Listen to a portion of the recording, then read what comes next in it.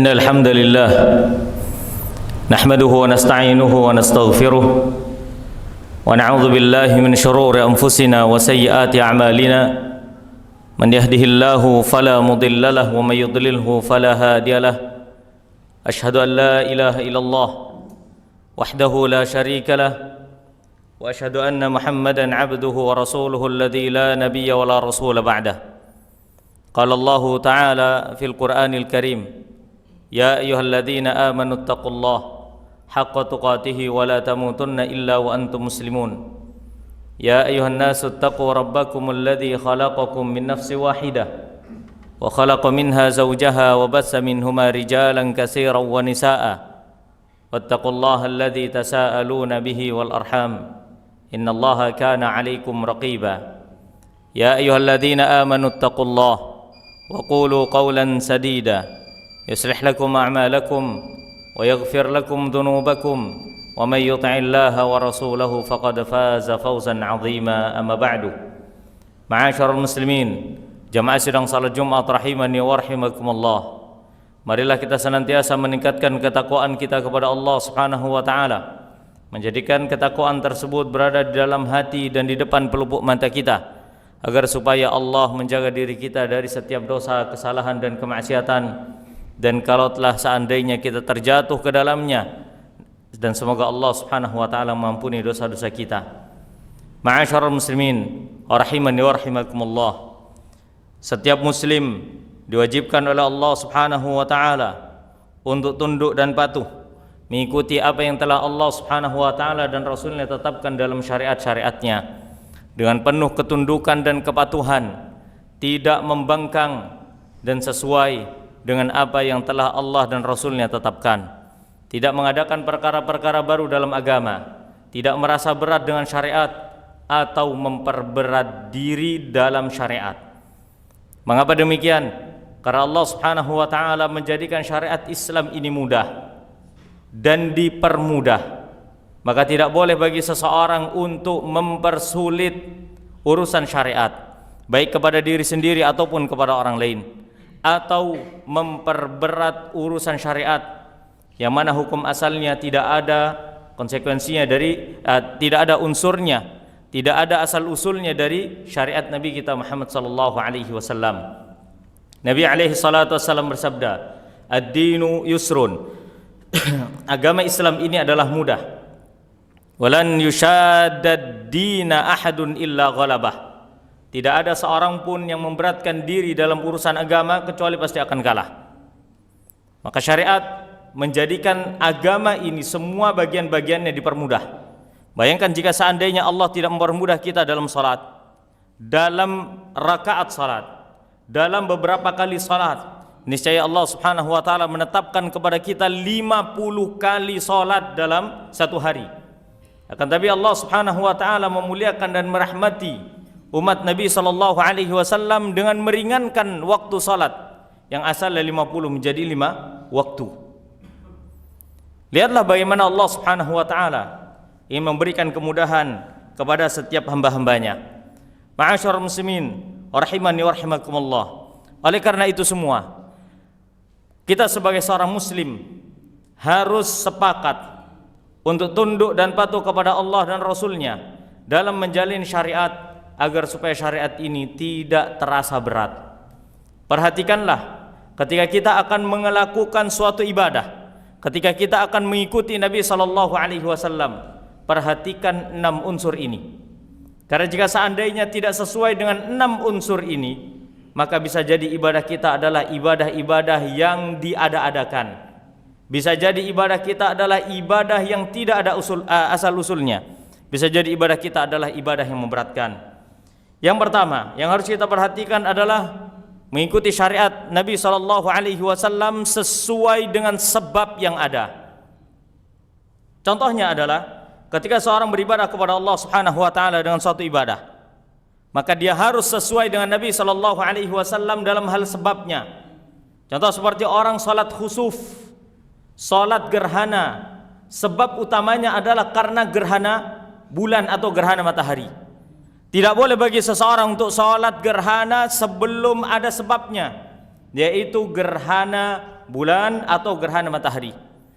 Begitu pula seseorang yang sholat jenazah padahal tidak ada jenazah, dia sholat sendiri di masjid ba'da sholat Jumat. Ketika ditanya apa alasannya dia sholat jenazah, ya kan banyak jenazah, maka ini tidak dibenarkan dalam syariat. Maka sholat jenazahnya adalah sholat jenazah yang ditolak. Kenapa demikian? Karena dia sholat jenazah harus ada jenazahnya, harus ada sebabnya, dan jika tidak ada sebabnya maka tidak disebut dengan ibadah. Contoh yang lainnya adalah ketika seseorang membayar zakat. Sebab utama membayar zakat adalah telah sampai pada waktu pembayaran zakat fitr di bulan Ramadan.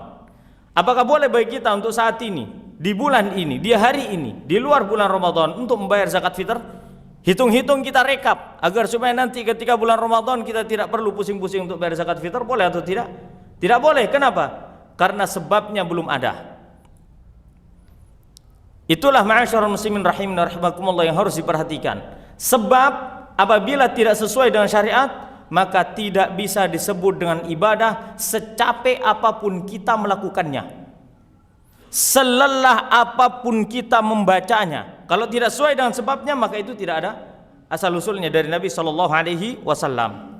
Kemudian yang kedua, ketika kita ingin beribadah, kita harus sesuai dengan Nabi SAW dalam hal jenisnya, dalam hal jenis ibadahnya.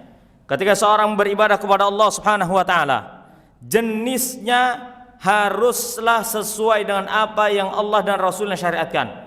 Tidak boleh dia beribadah tidak sesuai dalam masalah jenisnya, tidak sesuai dalam jenisnya. Contoh seperti orang berkurban. Ada hewan-hewan kurban yang Allah dan Rasulnya sudah tetapkan jenisnya, yaitu kurban kambing, sapi, unta, ya, dan hewan-hewan yang telah Allah tetapkan. Maka tidak boleh bagi seseorang untuk menyembelih hewan kurban yang berjenis ayam, meskipun dia menyembelih 1000 ekor ayam, maka tidak diterima kurbannya oleh Allah Subhanahu wa taala. Tidak boleh bagi seorang untuk berkurban dengan kuda. Kenapa? Karena jenisnya berbeda. Kapan seseorang ibadahnya diterima? Apabila jenis dan sebabnya sesuai dengan petunjuk Allah dan Rasulnya. Ma'asyiral muslimin rahimani wa rahimakumullah. Begitu pula ketika seorang bayar zakat, jenis barang yang boleh digunakan untuk bayar zakat adalah makanan pokok. Selain makanan pokok, maka tidak diperbolehkan untuk dijadikan alat membayar zakat. Contoh seperti alat tempat kita makanan pokok adalah beras, maka diperbolehkan bagi kita untuk membayar zakat dengan beras. Apakah boleh kita membayar zakat dengan uang? Maka jawabannya tidak boleh, karena uang bukanlah makanan pokok. Uang adalah alat tukar yang bisa dibelikan makanan pokok. Ma'asyiral muslimin rahimin wa rahimakumullah.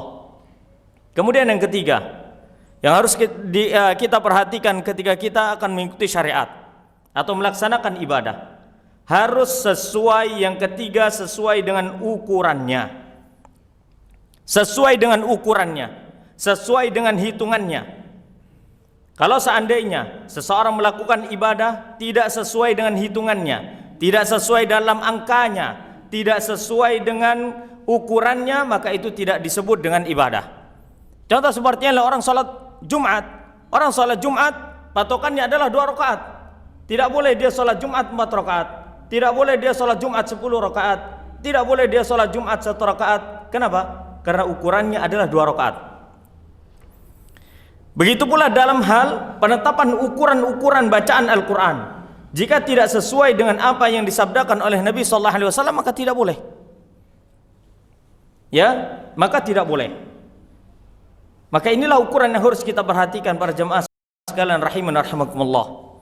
Dalam masalah hitungan contohnya, apakah ada di zaman Nabi SAW perayaan-perayaan setelah kematian dengan hitungan hari beberapa hari berikutnya yang dilakukan oleh Nabi SAW kepada para sahabat, atau bahkan dilakukan oleh Nabi SAW atas dasar kematian istri beliau tercinta Khadijah radhiyallahu anha? Atau yang dilakukan oleh Nabi SAW dalam beberapa hari setelah kematian Qasim, Apakah dilakukan oleh Nabi sallallahu alaihi wasallam setelah kematian Ibrahim, putra beliau tercinta? Maka jawabannya, jika seandainya ada umat Nabi sallallahu alaihi wasallam melakukan demikian, maka itu tidak disebut dan ibadah. Mengapa Ustaz? Karena Nabi sallallahu alaihi wasallam tidak melakukannya sebagai bentuk ibadah. Lalu bagaimana Ustaz dengan takaran hari harus sekian sekian sekian? Wallahu a'lam bishawab, Nabi tidak pernah melakukannya. Jika Anda ingin menjadi orang yang aman dalam beribadah, ikuti Nabi sallallahu alaihi wasallam dalam masalah ukurannya, dalam masalah perhitungannya, penetapannya semuanya.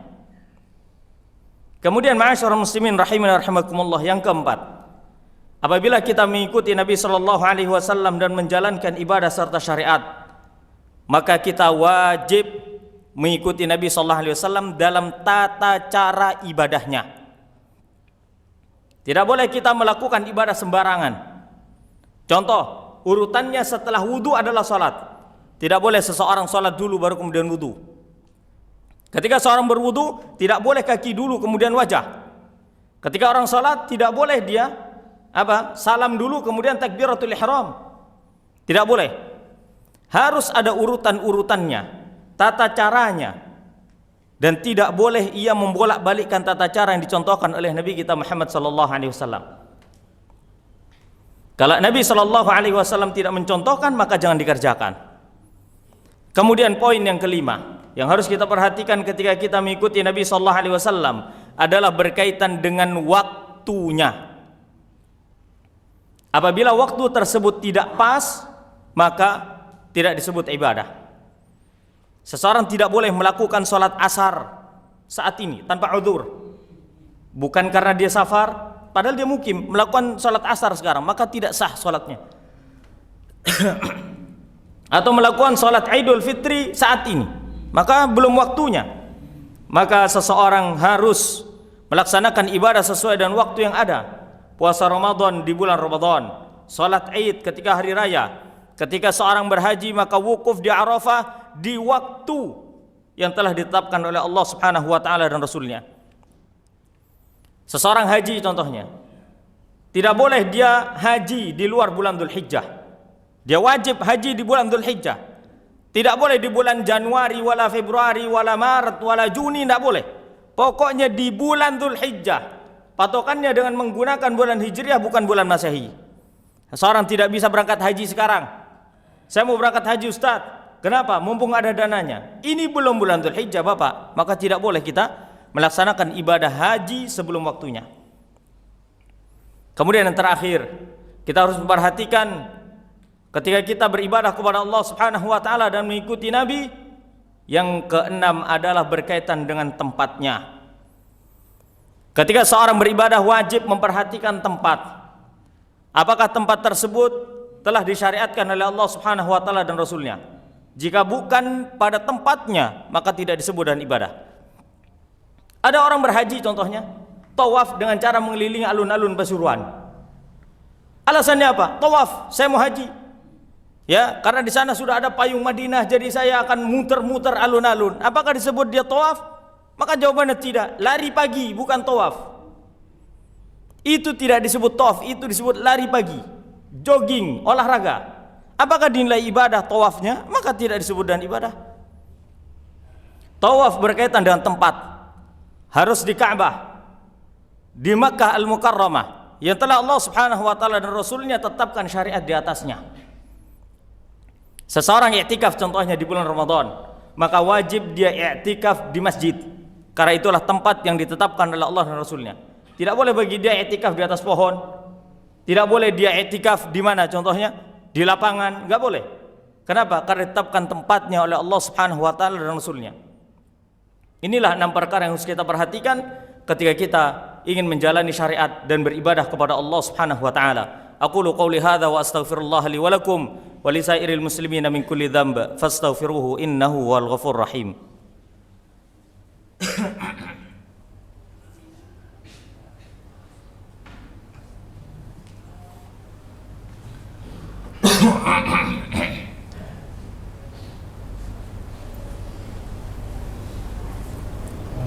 Alhamdulillahi rabbil alamin wal aqibatu lil muttaqin wala udwana illa 'alal zalimin ونصلي ونسلم على مبعوث رحمة للعالمين نبينا محمد وعلى آله وصحبه التابعين ومن تبعهم بإحسان إلى يوم الدين وسلم تسليما كثيرا. أما بعد، معاشر muslimin rahimani rahimakumullah.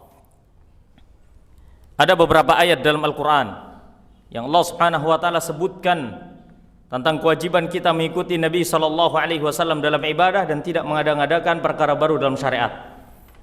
Sebuah ayat yang sering kita dengar, bahkan sebentar lagi kita dengar. Apa kata Allah Subhanahu wa Ta'ala? Laqad kana lakum fi Rasulillahi uswatun hasanah. Sungguh ada pada diri Nabi Sallallahu Alaihi Wasallam itu uswah. Uswah itu adalah suri tauladan yang wajib dicontoh dan wajib untuk diikuti. Kalau kita sebagai umat Rasul tidak mau mengikuti Rasul, berarti kita tidak menganggap bahwasan Rasulullah sebagai uswah hasanah kita. Itu konsekuensi Allah menjadikan kita sebagai umat beliau. Itu konsekuensi menjadikan Rasulullah sebagai nabi kita. Apa itu? Menjadikan Rasul sallallahu alaihi wasallam sebagai uswah, contoh terbaik yang harus diikuti. Yang seharusnya kita menjadikan beliau sebagai uswah, akan tapi kita beribadah tidak sesuai dengan tuntunan Nabi, maka tidak menjadikan kita mengikuti beliau. Oleh karena Imam Malik rahimahullahu taala telah berkata, "Man ibtada'a syai'an bid'atan," barang siapa yang melakukan perbuatan kebid'ahan satu saja, faqad za'ama anna Muhammadan sallallahu alaihi wasallam khana risalah, maka sungguh dia telah menuduh Nabi sallallahu alaihi wasallam telah berkhianat dalam syariat.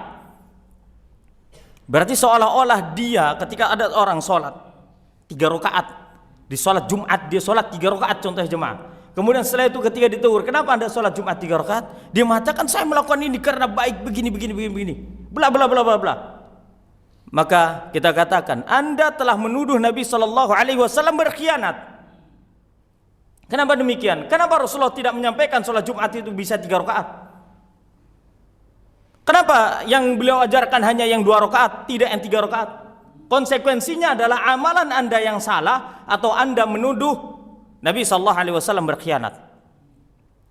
Maka tidak ada benarnya maju kena mundur kena. Yang benar adalah berdiam diri dan sesuai dengan sunnah Nabi Sallallahu Alaihi Wasallam. Ma'asyiral muslimin rahimin rahimakumullah. Tidaklah ada satu perbuatan kebid'ahan dalam syariat yang dikerjakan, kecuali pasti banyak sekali amalan-amalan sunnah yang ditinggalkan. Sekarang begini, ajaran-ajaran orang kufar bagi seorang muslim itu ibarat musuh di luar benteng. Ibarat musuh di luar benteng. Paham sampai sini? Sedangkan amalan-amalan kebid'ahan itu ibarat musuh dari kalangan sendiri, dari dalam yang menggunting syariat. Bisa anda bayangkan jika seandainya kita adalah tentara, TNI atau marinir ketika dalam kondisi perang, kita melihat musuh ada di depan kita. Musuh ada di depan kita dan kita punya aturan SOP ketika menembak, ketika menyerbu, bertahan segala macam punya SOP. Tiba-tiba ada orang-orang yang sok-sokan bikin aturan-aturan baru yang tidak disepakati. Dia tembak sana, tembak sini, pokok asal nembak akhirnya menjadi korban semuanya. Maka begitulah gambaran kebid'ahan. Amalan orang kafir itu jemaah ibarat berada di luar benteng keislaman. Tugas kita adalah menjaga diri agar supaya amalan tersebut tidak masuk ke dalam agama kita. Sedangkan perbuatan kebid'ahan itu adalah musuh, racun dalam tubuh. Dan apabila kita tidak menyadarinya, kita akan keracunan semuanya. Ada orang dalam ilustrasi gampang saja. Kita ini semua naik kapal. Kita semua naik kapal. Dan kita menginginkan kapal kita selamat sampai ke surga. Betul atau tidak? Akan tetapi banyak sekali orang-orang yang berusaha melubangi kapal. Dengan alasan saya ingin minum, saya lubangi kapalnya. Saya haus, saya lubangi kapalnya. Saya ingin berenang, saya lubangi kapalnya. Yaitulah ibarat orang-orang yang melakukan kebid'ahan kepada syariat Allah Subhanahu wa taala.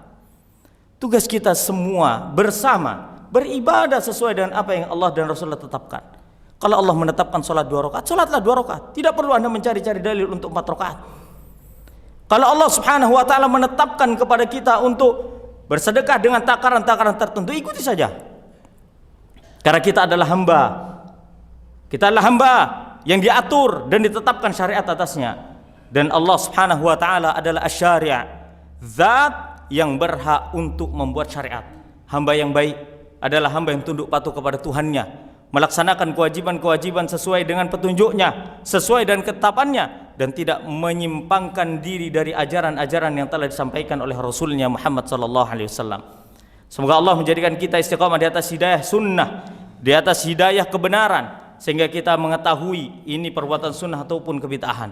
Dan mungkin jika seandainya di antara kita merasa alergi dengan kalimat kebid'ahan, maka ingatlah Nabi sallallahu alaihi wasallam sudah mengucapkan demikian. Cuman mungkin kita belum membuka apa yang telah disabdakan oleh Nabi kita Muhammad sallallahu alaihi wasallam tentang demikian.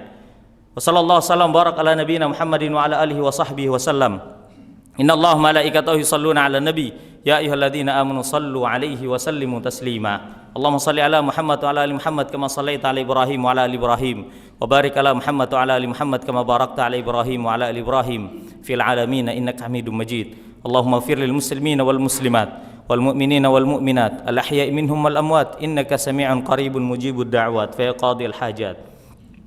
Allahumma izzal islam wal muslimin wa dhil syarka wal musyrikin wa damir a'da'aka a'dadin ya qawi ya matin. Rabbana atina fid dunya hasanah wa fil akhirati hasanah wa qina adzabannar. Wa sallallahu sallam barak ala nabiyyina Muhammadin wa ala alihi wa sahbihi wa sallam wa akhiru da'wana alhamdulillah wa aqimus salah.